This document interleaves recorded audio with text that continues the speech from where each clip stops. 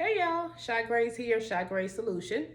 I'm just here to talk to you a bit today about getting out of that credit card debt. And so, if you're somebody that's been struggling to get out of credit card debt, you don't see a way out, or maybe you just need some insight. I'm not here to put you in debt. I'm just trying to provide you with a few solutions that may benefit you. Hopefully, it does. If it apply, use it. If it don't apply, let it fly. Okay. So the first thing I want to talk to you about, and I'm going to be stepping out of the view of the camera for a minute, just so you can see the whiteboard here. I find that it's helpful if you have a visual. So I'm going to use the whiteboard here to give you a visual, but the first thing we need to know is our due date and our report date. Okay, so I'm going to write that down for you in case you forget.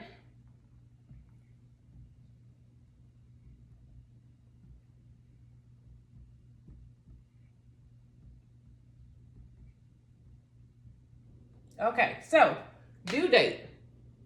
Our due date, that is the date that your lender says, hey, the funds that we have loaned you, this is when we want it back. This is the day that you need to pay it back. Your report date is the day that they report your information to the credit bureaus. Okay, so to Experian, TransUnion, Equifax, that's when they report it. So whatever balance you have on this due date, regardless of on this report date, regardless of your due date, that's what's going to be reported to the credit bureaus for that month. All right, so just keep that in mind, write it down if you must, but let's get into it. So let's say hypothetically, right, and I'm just going to throw a number out here. Let's say you have $10,000 in credit card debt, right? So we'll say that's $10,000 on one card. Let's say this is, I'm just going to put CC for credit card, okay?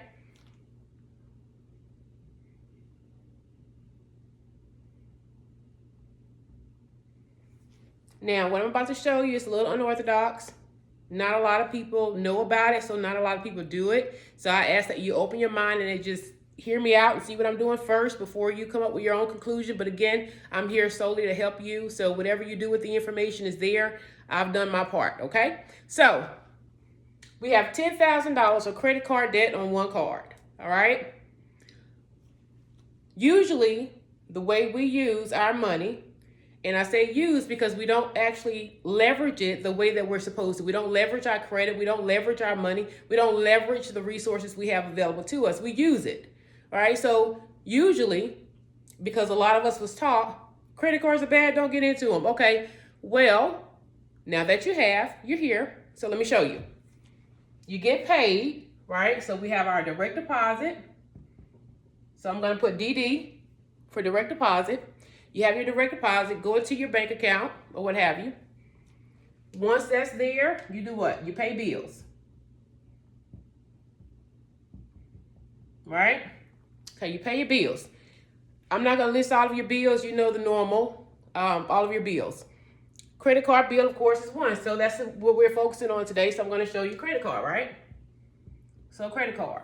Get our direct deposit. We pay our bills. And let's say our credit card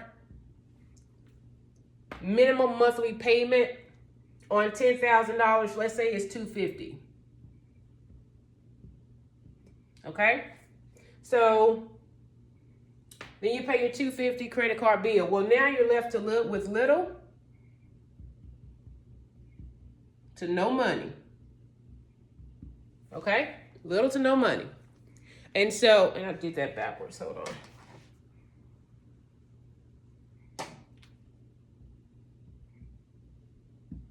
Okay, little to no money. So you've gotten your groceries, you put gas in the car, you pay your electric, water, gas, internet, phone bill, what have you. You've done all the things, and now we're left with little to no money. Well, we still have to wait now. A lot of us get paid bi-weekly. Now you have to wait for another check to come before you can use it again. Suppose an emergency happened, and now here we go, already $10,000 in debt. We're swiping that crap card again, going up and up and up, right? Well, suppose I told you there was another way. What if All we did was reallocate how our direct deposit was positioned. So the only thing that we're changing is where you place that direct deposit. So your direct deposit goes in, and let's say instead of paying this bill, you put all of it on the credit card. Yep, you put all of it on the credit card. Well, there's a few things that's going to happen. One, do you still have this credit card payment? Nope. That $250 is no longer due. So now you have a positive $250 cash flow that wasn't there before. Because when you put money on a card, on your credit card, that's considered a payment. Right? So you don't have that minimum payment due anymore because you've exceeded that. You put your money there. Well, Shy, what are we supposed to do now? You're going to use that credit card to then pay your bills. You're not increasing any bills. You're not buying anything that you normally wouldn't buy, right? Let's say your normal expenses are,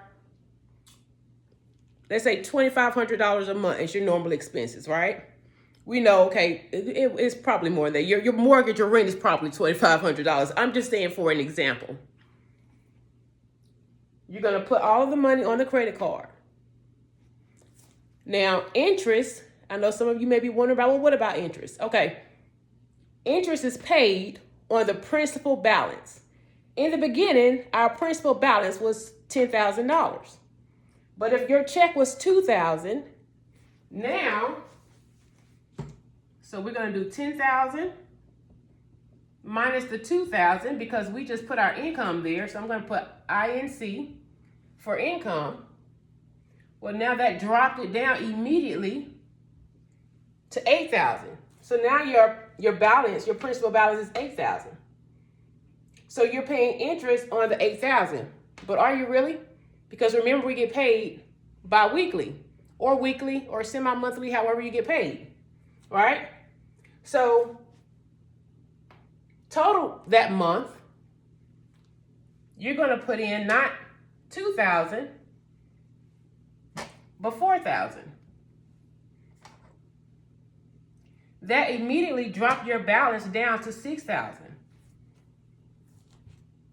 So instead of paying the $10,000 minus the $250 minimum payment, because a lot of you probably weren't making more than the minimum payment anyway, you're only paying interest on the $6,000 that's there.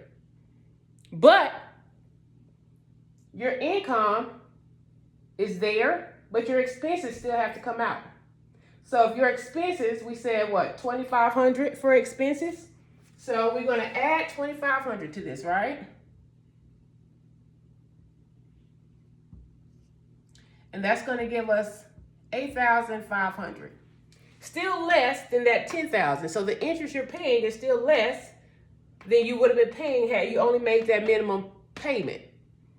Okay, so now the question is, well, what about the bills that I can't pay my credit card with? We know we can pay credit card with, pay our phone bill with the credit card, our internet, things like that. But what about car note and rent or mortgage? There is a few options for you. One, you can either take that money out when your direct deposit hit, set it to the side, allocate it for your rent or mortgage or car note or whatever, and put the rest of your payment there in that credit card. Or you can use a system called Plastiq.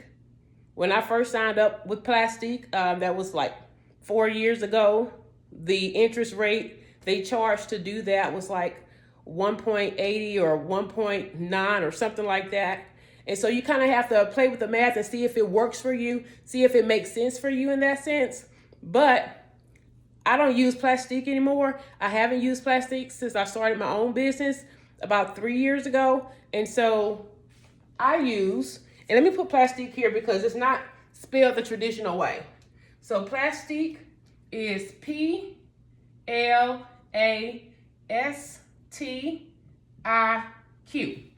So it's like plastic, but instead of the C on the end, you put a Q as in queen on the end. All right. Or if you have your own business, like me, I pay myself, right? And so I accept credit cards.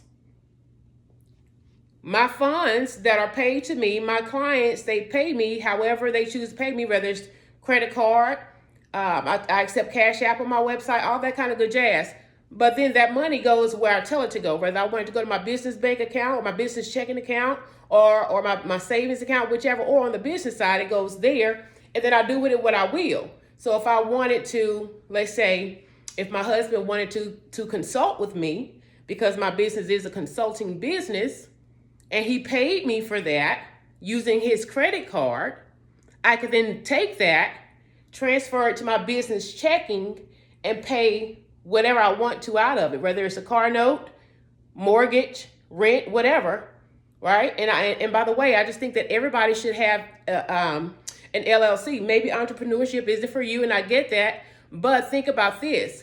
Even if you didn't know any business that you wanted to start, even if you got an LLC in just your name, for one, there's a ton of tax write-offs, right? The bills that already come to you in your name, you can write those off as a tax bill. Why? Because they're in your name, which means that they're now in your business name. So that's a tax write-off, okay? Speak to a tax advisor about that. I'm not a tax advisor consultant. I'm just a consultant, okay? So we have Plastique, we have the business, or we can take the money out before we transfer the funds to the credit card, right? Remember, the interest rate isn't going to be higher because we're putting the funds there every time we get paid, which means that the principal balance is going down. Remember that due date we talked about versus the report date? My suggestion would be to change your due date, and most financial institutions allow you to change your due date to one that's more convenient for you. Me personally, I would suggest changing this due date 5 to 7 days from the report date. Why? Because when you make your payment, usually it takes a few days, 3 days, and if it falls on a holiday or weekend, it may take a little bit longer for that payment to actually go through. And once it does go through, we don't want them to have reported prior to that payment processing. We want that payment to process first. That way, when it reports a lower balance, which means your credit score is going to go up organically, right? All right. So if you don't have any wiggle room in your check, and let's say your income is $5,000, your expenses is $5,000. I don't know how I'm going to pay everything. I'm living check to check, whatever, right? If you use this method, I just told you, when you use this method, you no longer have that $250 payment for that credit card. So now you have $250 cash flow. Do the numbers for your particular situation and see how that work out for you. How much cash flow would you have? Well, with that cash flow, if you're leaving it there and you're not adding more expenses throughout the month and purchasing things you don't need, isn't this bringing this credit card down? So in return, you're also paying off that card. If you can do more, then do more. But you're also paying off that card. Let's say you have an opportunity that came up and you wanted to invest in that opportunity. I have the cash in my account, but I need it to pay these bills. Well, if you do the method I'm teaching you, put everything in your credit card, and I just showed you how to liquidate that credit card if you were listening, right? So I hope that helps somebody. I have a lot of more information about this. I could go a lot deeper because what you can then do once this credit card is paid off and you know how to properly liquidate it, then you can take that lump sum, right? I wouldn't suggest taking the whole $10,000 or $15,000, whatever your limit is. I wouldn't advise taking that whole thing off because, of course, it's going to put you at 100% utilization. Utilization is 35% of your credit report. You don't want to do that. So take off whatever you need to take off for that investment without paying balance transfer interest rates, which is extremely expensive. Invest, make that money back, rinse and repeat. Can you use this method to pay off your car? Absolutely. Let's say you got a brand new credit card that's never been used. Can you then liquidate it, take some of those funds off, make a principal only payment to your car or mortgage or whatever it is that you're doing? And now you've knocked that principal down, and what would have taken you 4 years to pay have taken you 1 day, and then use this method to pay it back off in 10, 11 months? Absolutely. If it's in your name and you have an LLC in your name, is that a tax write-off? Yes. So whatever interest you would have paid if you didn't get one of the 0% interest for 18 months, which most business cards have, and then your limits are much bigger on the business side. But if you did not and you used a personal card, you still can pay it back off, and then do the same thing and make principal payments. That's how I paid my car off early. That's how I paid my last 3 cars off within 2 years. Okay? Hopefully that was helpful. I'll be back with more tips and tricks, and we can dive deeper. If you have questions about it, feel free to inbox me. I'll be more than happy to answer your questions, or just post on this video. If you want me to discuss certain scenarios, just post on the video. We can go ahead and get back to the whiteboard. All right, thanks. Bye.